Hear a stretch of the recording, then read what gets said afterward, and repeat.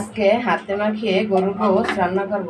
এরম একটা চাকনিতে সেঁকে নিলে ময়লা পানিটা ঝরে যায়। দিয়ে দেব পেঁয়াজ কুচি, দিয়ে দেব লবঙ্গ, এলাচ, দারচিনি, কাঁচামরিচ, শুকনো মরিচ, তেজপাতা, দিয়ে দেব মশলা। আসসালামু আলাইকুম গাইস, আপনারা সবাই কেমন আছেন? এখানে মশলা ছিল 2 চা চামচ আদা বাটা, 2 চা চামচ রসুন বাটা, 2.5 চা চামচ মরিচের গুঁড়া, 2 চা চামচ হলুদের গুঁড়া, স্বাদ মতো লবণ, 1/2 চা চামচ ধনিয়ার গুঁড়া, 1/2 চা চামচ টালা জিরার গুঁড়া। এখন একটু তেল দিয়ে দেব তেল। গোশে অনেক তেল ছিল তাই অল্প তেল দিলাম।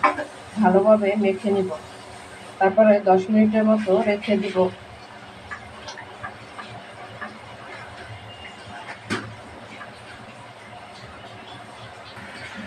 গোশের থেকে অনেকখানি ঝোল বের হয়েছে।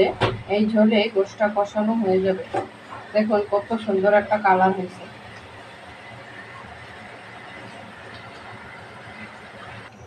আবারও ঢাকনা উঠাইয়া একটু নাড়াচাড়া করে নেব, নিচে যেন লেগে না যায়। গোশটা প্রায় কষানো হয়ে গেছে।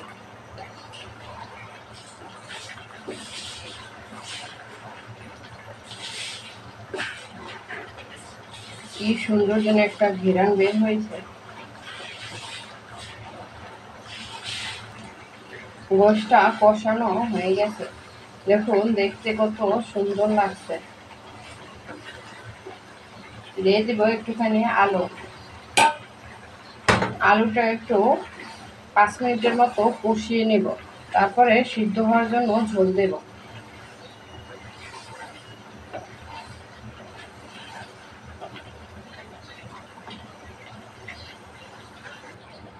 আলুটাও কষানো হয়ে গেছে, সিদ্ধ হওয়ার জন্য গরম ঝোল দিয়ে দেব।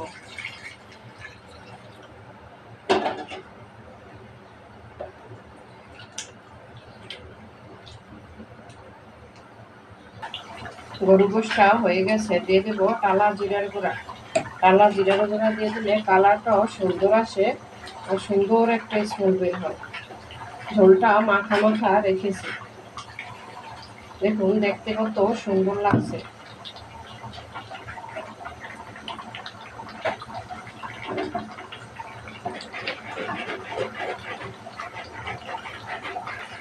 আমার ভিডিওটি ভালো লাগলে শেয়ার করে দেবে, কমেন্টে জানাবেন। আল্লাহ হাফেজ।